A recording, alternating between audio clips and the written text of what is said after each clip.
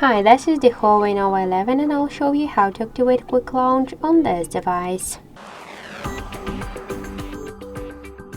So if you want to take a picture, for example, by double press to the down volume button, you should open first the settings, then tap to accessibility features, tap to shortcuts and gestures and click to ultra snapshot. Just switch off to open camera or take snapshot, and now just let's lock the device. Twice press to the down volume button, click to enable, for example this time agree, and now we could see that the camera app successfully activated. So let's try it once again. Twice press to the down volume button and we could see that the camera app successfully activated.